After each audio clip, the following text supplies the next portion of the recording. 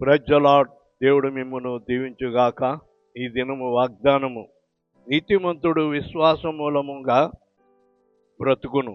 హబక్కూకు 2వ అధ్యాయము 4వ వచనము. నీవు ఎన్ని పుణ్యకార్యాలు చేసినా దాని వలన నీకు ఏ ప్రయోజనము లేదు, కానీ దేవుని యందు విశ్వాసం ఉంచి నీతిగా నడుచుకో. దేవుని నీతిలో నీవు జీవించు. విశ్వాస మూలముగా దేవుని ఆశ్రయించు. దేవుడు నీకు బలమును అనుగ్రహించు వాడై ఉన్నాడు.